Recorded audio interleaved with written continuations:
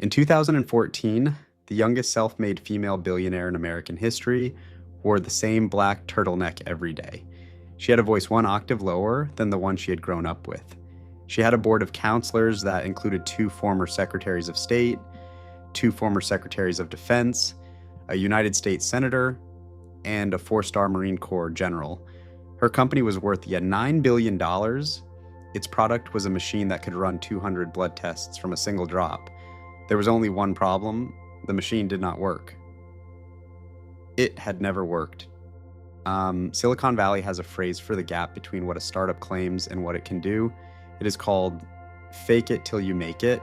The phrase is usually applied to software. A 2-person team pitches a platform that does not yet exist, raises a seed round, and then actually builds the platform. In the 9 months between checks clearing, the market does not lose money because software can be iterated into existence. Medical diagnostics work differently. A blood test either returns the correct number or it does not. If a prothrombin time reading says a patient's blood is clotting 6 times too slowly, a physician stops warfarin. If the reading is wrong, the patient strokes out the next week. Between the software rules and the medicine rules sits a quiet institutional line. Above the line, capital flowed freely and an idea was enough.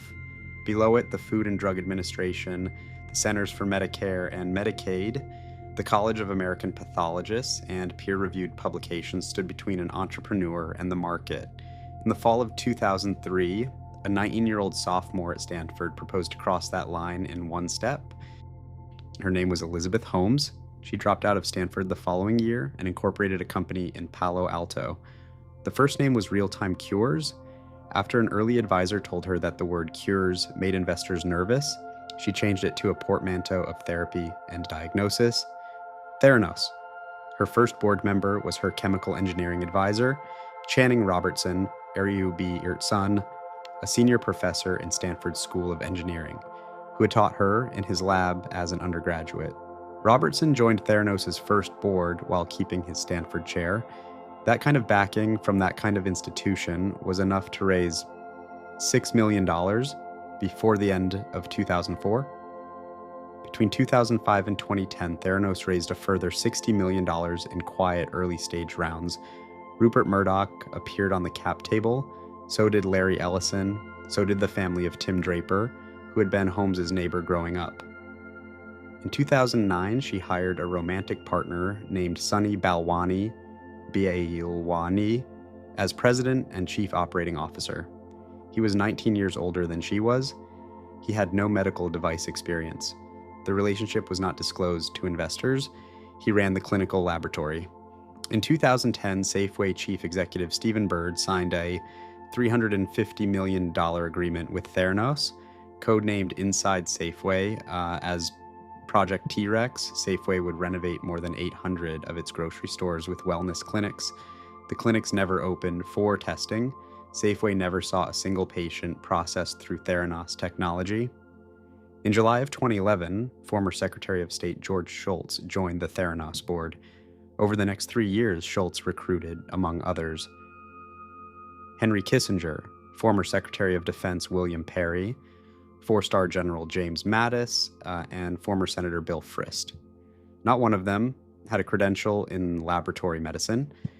In September of 2013, Theranos launched its first retail wellness center at a Walgreens drugstore at 300 University Avenue, Palo Alto. Walgreens had committed $140 million to the partnership, of which $100 million was a non-refundable innovation fee. Within 8 weeks, the program had expanded to 40 Arizona stores. On June 12th of 2014, Fortune magazine put Elizabeth Holmes on its cover. The headline was, "This CEO is out for blood." The reporter, a senior editor named Roger Parloff, wrote that Theranos offered 200 of the most commonly ordered blood tests from a single finger prick drop. What Theranos had, at that moment, was a machine that could reliably run fewer than 15. The rest of the claimed menu was being processed on modified Siemens analyzers using fingerstick blood diluted far beyond the manufacturer's specification. The Fortune cover was followed by Forbes, by T Magazine, by Incork, by Glamour, by Time's 100 Most Influential List, by a photograph at the White House, by the naming of Fortune Business Person of the Year, By the end of that year, Elizabeth Holmes was worth $4.5 billion on paper, and more than 15,000 Americans had received blood test results from a machine the company's own quality control staff knew was not producing reliable numbers. In December of 2014, a pathologist named Adam Clapper read a profile of Holmes in The New Yorker. Clapper ran a blog about laboratory medicine. The specific claims in the profile, hundreds of tests from a single drop of blood, were, to someone who knew the biochemistry, physically implausible. Clapper emailed an investigative reporter at the Wall Street Journal named John Carreyrou, Carey-Rou. Carreyrou had won a Pulitzer for exposing Medicare fraud. He took the tip. Through Clapper, he reached a man named Adam Rosendorf, a former Theranos lab director, a pathologist, who had resigned because the Edison machine was producing results he was not willing to sign off on. Over 10 months, Carreyrou reconstructed, from on-the-record technical sources, what had been true inside the Newark laboratory for years. Theranos' legal team, led by David Boies, B-O-E-Z, sent demand letters to his sources and to their families. In one letter, Boies Schiller Flexner told the widow of Theranos' former chief scientist that if she continued to speak with journalists, she would leave the company, no other option. At the end of that summer, David Boies personally visited Rupert Murdoch. Murdoch had invested $125 million of his own money in Theranos.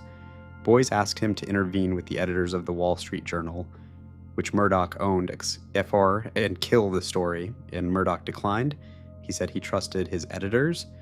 On October 16th of 2015, the Wall Street Journal ran a front-page article by John Carreyrou. The headline was, "Hot Startup Theranos that has struggled with its blood test technology." The article did what Bethany McLean's question had done to Enron 14 years earlier. It did not topple the company. The stock, the private round valuation, held for a while. The board issued a denial. Theranos called the reporting factually and scientifically erroneous. But for the first time, the question was in print. Every employee who had been told they were imagining it, every regulator who had been charmed by a board of cabinet secretaries, every patient who had taken a phone call with unusual results, had a crack to pry at. The fraud had been in the record the entire time. All it had needed was someone who was not being paid to not see it. Short pause. This episode is sponsored by a private community I run. Inside, I break down more than 100,000 deep dive courses on leadership, business, and investing, including how boards fail, how venture markets sell the wrong story, and how to spot the pattern early. If this story left you wondering how Walgreens and Safeway signed those contracts without catching it, the governance and due diligence tracks inside answer that. Link is in the description below. Now, back to Theranos, late 2015. 7 days after the Carreyrou article ran, Walgreens halted its planned expansion of Theranos wellness centers. It did not close the existing ones yet. It stopped the rollout.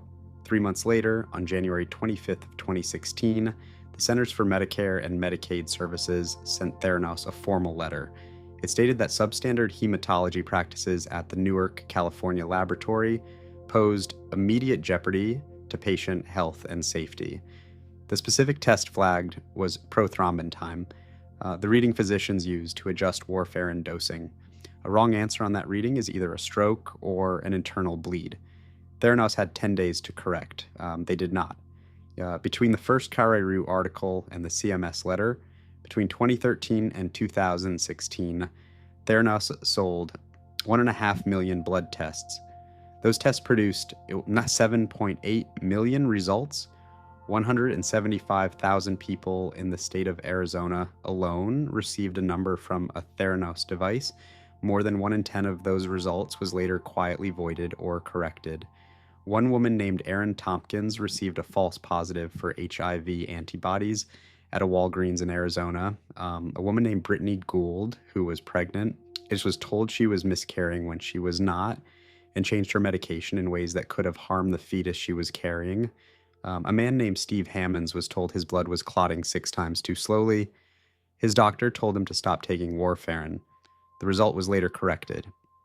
On July 7th of 2016, the Centers for Medicare and Medicaid Services revoked Theranos' clinical laboratory license. It banned Elizabeth Holmes and Sunny Balwani from owning or operating a clinical laboratory for 2 years. Walgreens terminated the partnership the same month and closed all 40 Arizona wellness centers. In March of 2018, the Securities and Exchange Commission filed civil charges alleging an elaborate, years-long fraud that had raised more than $700 million from investors. Holmes settled the same day for a $500,000 penalty, a 10-year ban from serving as an officer of a public company, and the return of 18.9 million shares. Balwani refused to settle. The commission litigated against him separately. 3 months later, a federal grand jury in San Jose returned criminal indictments against both of them. On September 5th of 2018, Theranos dissolved. Between the October 2015 Wall Street Journal article and the September 2018 dissolution, Theranos did attempt to pivot. In August of 2016, Elizabeth Holmes unveiled a new, larger machine called the MiniLab at the annual meeting of the American Association for Clinical Chemistry. Attendees who were the nation's clinical chemists were skeptical. There was no peer-reviewed validation. The specifications fell short of existing commercial analyzers on multiple axes. In October of 2016, Theranos laid off 340 employees, closed every remaining wellness center and every remaining clinical laboratory. What was left of the company was going to make a MiniLab-powered Zika virus test and sell it to emergency responders. The Zika application was filed with the FDA in August of 2016 under emergency use authorization. Reviewers raised validation concerns. Theranos withdrew it in March of 2017. In 2017, Rupert Murdoch sold his entire $125 million stake in Theranos back to the company for $1. It was not a gesture of goodwill. A return of $1 meant Rupert Murdoch could declare the full amount as a capital loss against his other income. Theranos agreed to the transaction in order to retire senior preferred shares before the inevitable wind down. There had been other rescues, the MiniLab, the Zika test, the layoffs, the share restructuring. None of them worked. Each of them required the original product to have been real. It was not. Elizabeth Holmes' criminal trial was scheduled for August of 2020. It was delayed by the COVID pandemic. It was delayed by her pregnancy. It began on August 31st of 2021 in the U.S. District Court for the Northern District of California, San Jose. Judge Edward Davila presided. On January 3rd of 2022, after 7 days of deliberation, the jury returned a split verdict. Guilty on 3 counts of wire fraud and 1 count of conspiracy, all in relation to defrauding investors. Not guilty on 4 counts of defrauding patients. Hung on 3 more. The patient counts were the morally centered counts. Those were the ones with Aaron Tompkins and Brittany Gould and Steve Hammonds on them. On those counts, the jury could not agree. On those counts, Theranos was acquitted. On November 18th of 2022, Judge Davila sentenced Elizabeth Holmes to 135 months in federal prison. That is 11 years and 3 months. Sunny Balwani had been tried separately. In July of 2022, the jury convicted him on all 12 counts. In December, Judge Davila sentenced him to 155 months, 12 years and 11 months. George Shultz, the former Secretary of State who had recruited the Board of Counselors and who had publicly pressured his own grandson Tyler to sign a non-disclosure agreement silencing him. George Shultz died on February 6th of 2021. He did not live to see the trial. Ken Gibbons, the chief scientist who in the spring of 2013 had been subpoenaed to give deposition testimony and who had ingested a fatal overdose on the evening before he was required to appear. Ian Gibbons had been dead by then for almost 9 years. On May 30th of 2023, Elizabeth Holmes reported to federal prison camp Bryan, Texas. Minimum security. She was 39 years old. Walton family investors lost $150 million. The Cox Media family 100. Betsy DeVos 100. Rupert Murdoch wrote off his 125. Aaron Tompkins, Brittany Gould, Steve Hammonds. The settlement they shared for the entire state of Arizona came to $4.65 million. There are 3 lessons in the Theranos story. None of them is the one people usually tell each other. The first is that the fraud was never hidden. Ian Gibbons told his wife it was hell to work there. Adam Rosendorf resigned because he would not sign off on the numbers. Erica Chung sent a letter to federal regulators that triggered an unannounced inspection. Tyler Schultz went to a state health agency. Adam Clapper blogged. 10 employees over 8 years told somebody who should have listened. The Wall Street Journal heard them in 10 months. Walgreens had 10 days to answer the federal letter and did not. The evidence had been sitting in the quality control logs in Newark since 2012. What failed at Theranos was not disclosure, it was hearing. The second is that Silicon Valley scaled the lie. A board of counselors that included 2 former secretaries of state, 2 former secretaries of defense, a 4-star general, and a former senator did not contain among them a single individual credentialed to read a proficiency testing report. The venture capital firms that led the rounds did not require technical due diligence. Walgreens and Safeway, 2 Fortune 100 retailers with medical device sophistication in their own organizations, signed contracts worth nearly $500 million against a machine that could not pass its own manufacturer's specifications. Every modern fraud lands on the same question. It is not whether a founder lied, it is whether the system could afford not to ask. The third is about who actually paid. Investors collectively lost on the order of $700 million. Several of them, like Rupert Murdoch, wrote the loss off against other income. The federal jury convicted Holmes on the counts that named those investors. It declined to convict on the counts that named the patients. 175,000 Arizona consumers collected an average settlement of approximately $25 each. The woman who was told she was miscarrying and changed her medication received no federal restitution. The man who was told to stop his warfarin received no federal restitution. Ian Gibbons' widow received a threatening letter from a prominent New York law firm. A statute can revoke a license. A prosecutor can send a founder to a federal camp. A jury can convict on 3 counts of wire fraud. What none of those instruments can do is tell the system that decided year after year not to notice that it ever owed anyone an apology. In 2014, a magazine cover declared that Elizabeth Holmes was out for blood. What the magazine did not know was that every blood test Theranos ran was either processed on a competitor's machine in ways the competitor had never sanctioned, or was returning a number that might cost a patient her pregnancy, his heart rhythm, or her peace of mind. 9 years later, 11 years and 3 months for Holmes, 12 years and 11 months for Balwani, $700 million in investor losses, $4.65 million returned to 175,000 consumers, and 1 scientist dead in a bathtub 3 years before any of them saw a courtroom. The question had been answered. If you want more stories like this, subscribe. There are a lot of empires still to get through. Theranos did not die because its founder was uniquely deceptive. Theranos died because a venture market, a political board, 2 Fortune 100 retailers, 4 government secretaries, and a national press corps all agreed, separately, without coordination, for their own reasons, that it would be more convenient not to ask. Every empire dies the way it was built.